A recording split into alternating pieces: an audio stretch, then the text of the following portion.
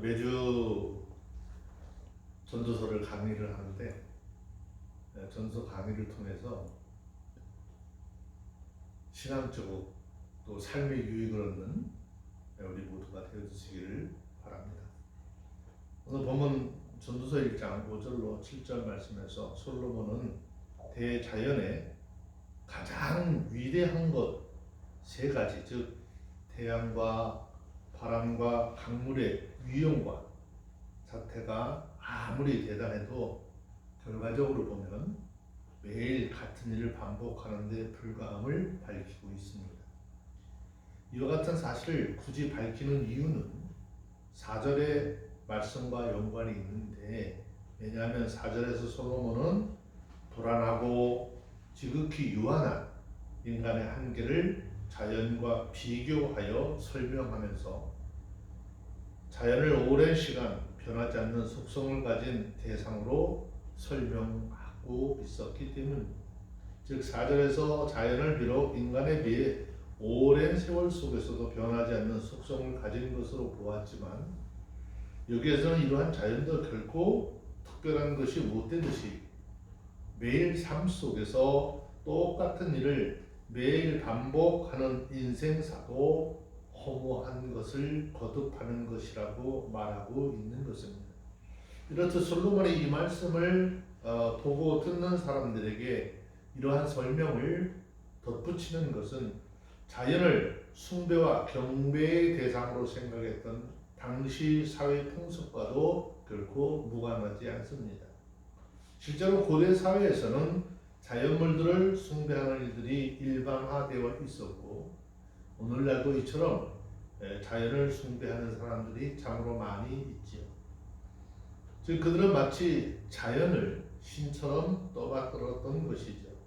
대표적인 예로 태양이나 달과 별 등 천체를 숭배하기도 하였고, 가장 큰 강이나 바다를 섬기기도 하였으며, 심지어 사자나 호랑이, 곰이나 독수리 등등 사람보다 열등한 짐승들을 단지 강하고 사납다라고 하는 이유로 섬기기도 하였습니다. 그러나 성경을 보십시오. 자연은 하나님의 뜻을 이루시기 위해서 사용한 수단이며 철저히 하나님의 말씀에 의해 움직이고 통제되는 도구에 지나지 않습니다.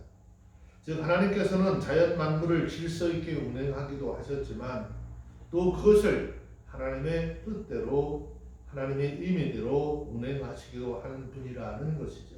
그래서 이 사실을 믿는 하나님의 사람들은 자연을 결코 숭배 대상으로 생각하지 않는 것입니다.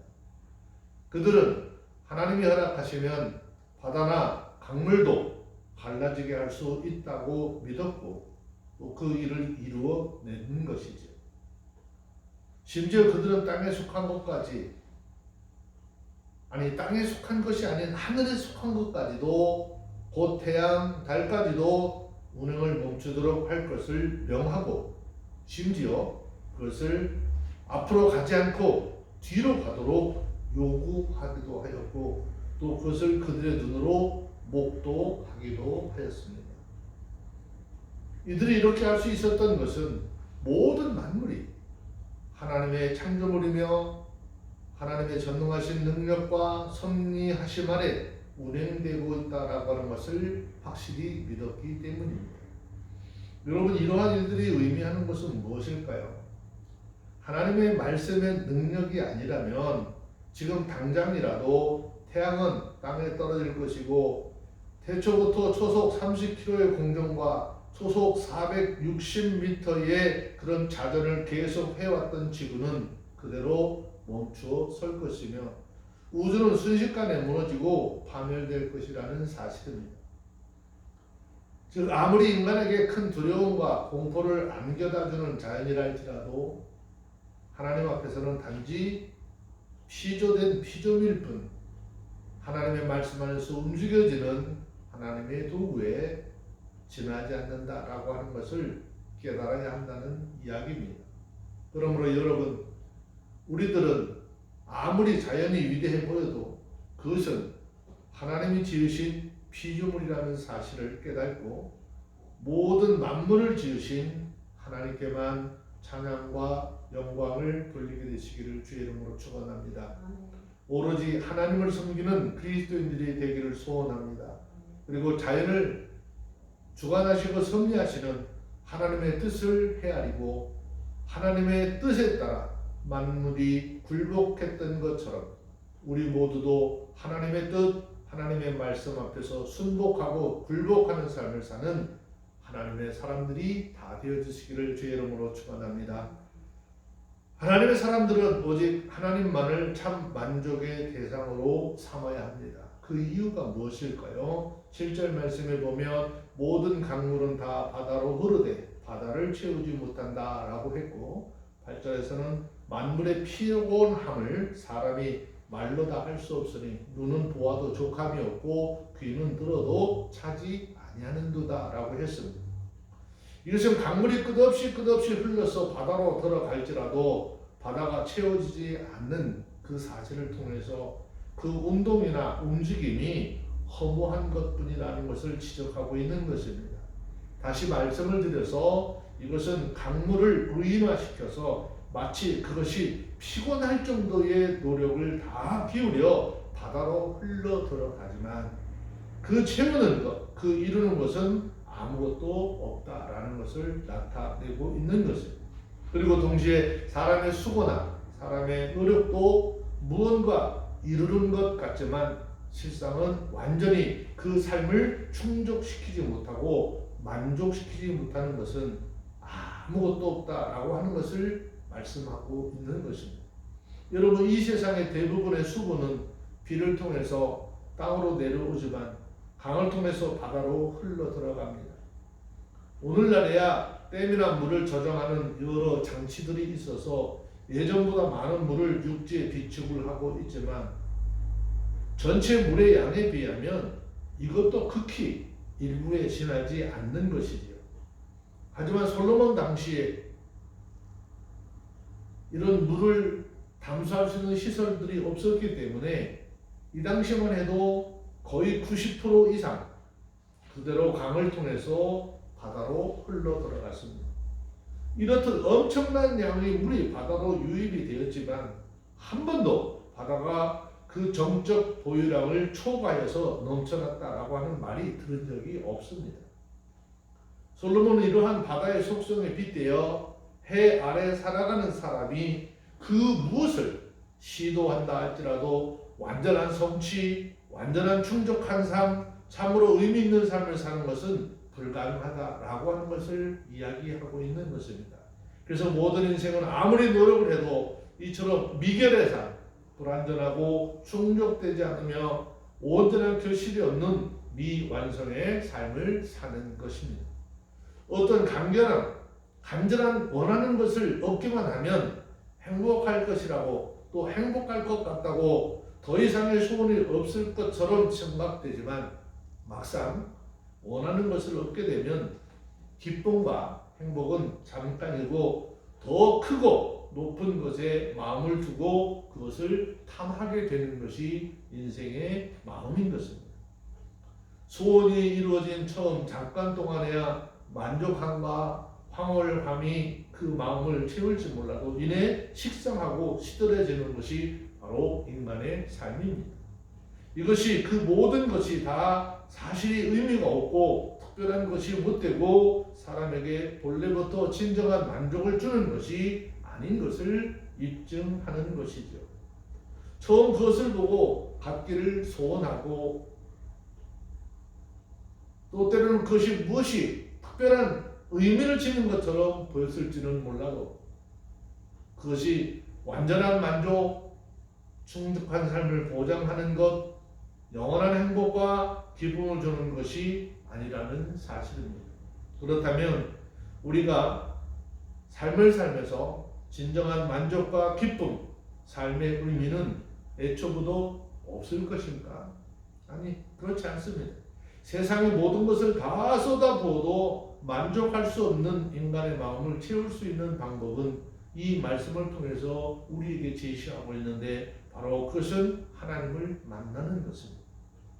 성경은 이사야서 55장 2절에서 말씀합니다. 현재라는 세상의 것으로 마음을 채우고자 애쓰는 자들을 향하여 너희가 어찌하여 양식 아닌 것을 위하여 운을 따라주며 배부르게 못할 것을 위하여 수고하느냐. 나를 청종하라. 그리하면 너희가 좋은 것을 먹을 것이며 너희 마음에 기름진 것으로 즐거움을 얻으리라 하였습니다. 세상의 그 무엇으로도 충족함을 얻지 못하는 것이 인간의 마음이며 또 어떤 노력으로도 참된 삶의 의미를 발견할 수 없는 것이 사람이 처한 현실이지만 그러한 인간이 하나님을 만나기만 하면 그 순간 완전한 충족함, 진정한 삶의 의미를 얻을 수 있다라는 것입니다. 성경 요한복음 37장 38절에 보면 예수님께서도 모든 인생을 향하여 누구든지 목마르거든 내게로 와서 마시라. 나를 믿는 자는 성경의 이름과 같이 그 배에서 생수의 강이 흘러나리라 라고 하심으로써 하나님과 예수 그리스도만이 우리 인생의 유일한 참 만족이 되어질 수 있다라고 하는 것을 보여주셨습니다. 그래서 성경 23편 1절로 6절 말씀에 보면 이렇게 고백을 하고 있습니다. 여호와는 나의 목자시니 내가 부족함이 없도다. 그가 나를 푸른 초장에 누이시며 실만한 물가로 인도하시는도다. 내 영혼을 소생시키고 자기의 이름을 위하여 의의 길로 인도하시는도다. 내가 사망의 엄청한 골짜기를 다닐지라도 해를 두려워하지 않을 것은 주께서 나와 함께 하시니라. 주의 지팡이와 막대기가 나를 안위하시나이다.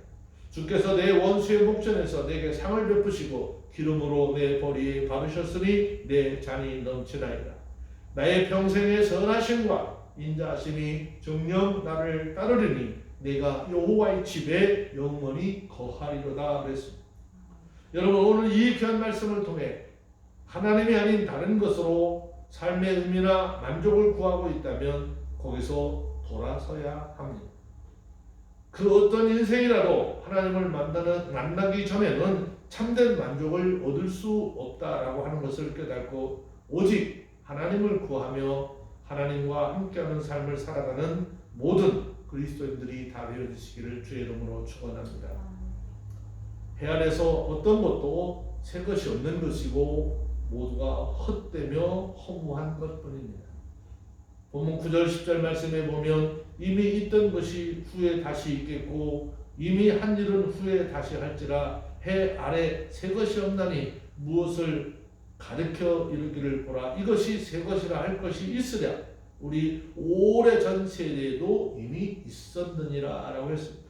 여기서 말하는 새 것이라고 하는 말은 앞에서 말하는 허무하기 짝이 없는 유한한 인생을 새롭게 할 그 무엇을 의미하는 것이죠. 그런데 솔로몬은 세상에서 이루어지는 일들 중에서 인생의 절대적인 허무라는 문제를 해결할 어떤 새로운 것이 없다라고 말하고 있는 것입니다.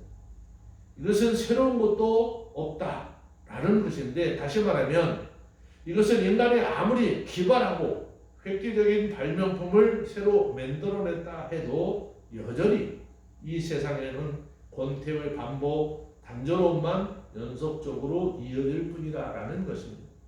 사실 이러한 말에 대해서 어떤 사람들은 크게 반박을 할 수도 있겠지요. 왜냐하면 솔로몬의 당시와 비교해 볼 때 오늘 이 시대는 아주 비약적 발전을 이루었고 컴퓨터나 자동차, TV, 여러 가지 가전 제품들, 핸드폰, 더 나아가 우주 공간에 쏘아 올리는 인공위성 등의 활용은 과거에 결코 생각해 볼 수 없었던 그런 삶의 지평을 열어주고 있기 때문이죠. 물론 과거와 비교해 볼 때 문명의 놀라운 발전을 가져오게 한 이러한 발명품은 다시 새로운 시대를 여는 창조라라고 말하기에 충분한 가치를 가지고 있습니다. 그러나 여러분 여기서 우리가 알아야 될 것 한 가지가 있습니다. 과연 솔로몬 시대와 비교할 때 이러한 과학과 물질 문명이 비약적인 발전만큼이나 사람들이 참된 만족을 느끼며 그야말로 완전한 평안과 기쁨을 누리며 살아가고 있는가 하는 것입니다. 현실을 돌아보면 현실은 그렇지 않습니다. 오히려 많은 사람들이 더욱 불만족과 불평, 원망으로 살아가고 있으며 더욱 강도 높은 불안과 초조와 강박과 불행을 느끼며 살아가고 있는 실정이지요.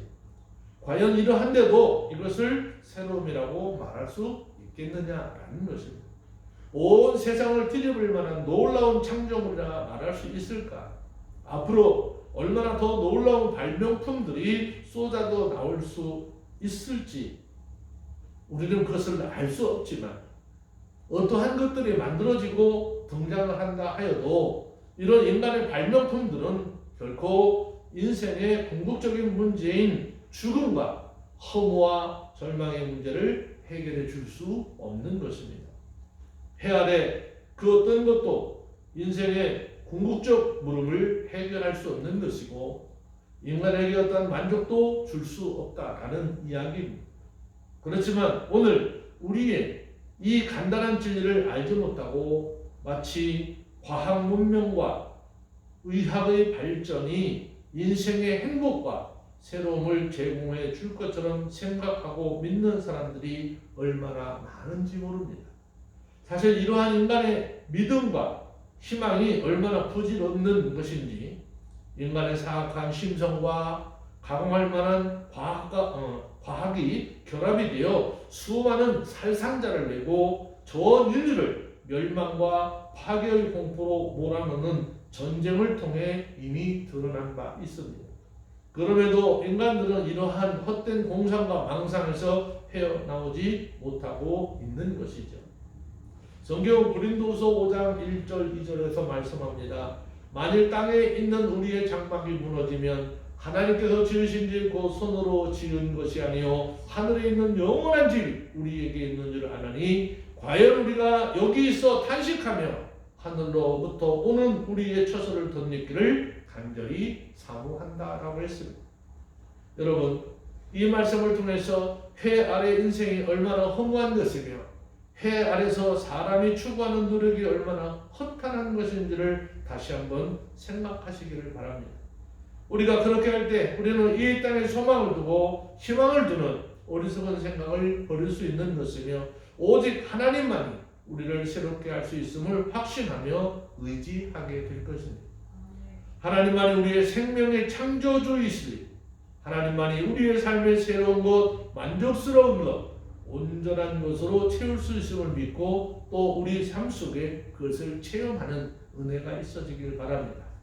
그러므로 잊혀질 것을 위해 일하지 말고 영원히 기억될 것을 일하는 하나님의 사람들이 되시기를 바랍니다. 11절에 보면 이전 세대에 기억함이 없으니 장래 일도 그 후의 세대에 기억함이 없으리라 그랬습니다. 자, 이 말씀을 통해서 솔로몬은 인간이라고 하는 존재가 짧은 시간 동안에 생명을 유지하는 아주 극히 유한한 존재라는 사실과 함께 비록 세상에서 많은 사람들에게 인정받고 괄목할 만한 큰 업적을 이루었다 할지라도 시간이 지남에 따라 결국 잊혀질 수밖에 없는 유한한 것을 위해서 살아가고 있음을 지적하고 허무한 인생의 면모를 다시 강조하고 있는 것입니다. 사실 이러한 본문의 말씀의 경고 또 이 말씀은 결코 과장이 아닌 것이죠. 여러분 기억을 한번 더듬어 봅시다. 불과 한 1, 2년 전 사이에 우리 사회에 떠들썩했던 사건조차도 쉽게 기억해내지 못하는 것이 사람이죠. 하물며 수십 년, 수백 년 전의 일이라면 어떻게 될까요? 우리가 아무리 혼신의 노력을 기울여 특별한 의미를 지닌 업적을 이루었다 할지라도 그것은 얼마 되지 않아 잊혀버려지기 마련입니다. 결국에는 아무에게도 기억되지 못하는 무의미하고 허망한 것에 또 많은 사람들 머릿속에서 지워질 수밖에 없는 것이죠. 이러한 인간의 수고하여 노력하는 것은 그 사람의 결과물입니다. 그래서 사실 우리가 얼마나 많은 사람들의 기억에 남게 있게 될지 또 남아있게 될지 얼마나 오랫동안 기억에 남게 될 것인지 그것이 그렇게 큰 문제는 아닌 것이죠. 물론 사람에 따라 그가 세운 업적에 따라 오히려 기억되기도 하고 특별하게 기억되는 대상도 있지만 결국 모든 것은 잊혀질 뿐이기 때문입니다. 그렇다면 여러분, 우리가 이러한 무의미한 인생 가운데 참으로 의미 있고 기억되는 인생, 기억될 만한 삶을 살기를 원한다면 어떻게 할까? 그것은 이 세상의 사람들에게 기억되려 하기보다는 영원히 계시는 하나님께 기억되는 삶, 하나님 앞에 아름답고 선한 삶을 사는 것이라고 할 수 있습니다. 왜냐? 하나님은 하나님 앞에서 살아가는 사람들, 하나님을 의지하는 사람들, 하나님의 백성들을 영원토록 기억하시며 영원한 나라 천국으로 인도하실 것이기 때문입니다. 여러분, 오늘날에도 그리 많지는 않지만 사람들의 뇌리에 깊이 박혀있는 역사적 영웅들이 있지요. 우리나라에도 이순신 장군이나 세종대왕처럼 대대로 기억되는 인물도 있습니다. 그리고 세상 가치로 볼 때 그들은 다른 사람들과 비교할 수 없는 아주 의미 있는 삶을 살았다라고 말할 수 있겠지요. 그러나 그렇다 할지라도 과연 그것만으로 그들의 삶이 헛되지 않고 허무하지 않았다라고 말할 수 있겠느냐라는 것입니다. 왜냐하면 그들도 하나님의 준엄한 심판대에 설 것이고 그 앞에서 하나님께서 어떠한 인물로 그들을 기억하는지에 따라서 무수한 다른 사람들처럼 결국 멸망에 이르게 될 수도 있고 구원을 성취하는 성공한 인생이 될 수 있기 때문입니다. 성경은 히브리서 6장 10절에서 말씀합니다. 하나님이 부르지 아니하사 너희 행위와 그의 이름을 위하여 나타낸 사랑으로 이미 성도를 섬긴 것과 이제도 섬기는 것을 잊어버리지 아니하시느니라 그랬습니다. 여러분, 다른 무엇보다도 하나님 앞에서 내가 어떠한 사람으로 기억될 것인가를 생각하고 살아가기를 주의 이름으로 축원합니다. 성도로서 아름답고 선한 삶, 마지막 심판 때 하나님 앞에서 새로운 아름다운 기억을 떠올리게 하는 인생을 살아가는 모두가 되기를 원합니다. 그렇게 할 때 저와 여러분들의 삶은 온전히 아름답고 복된 것으로 채워질 것입니다.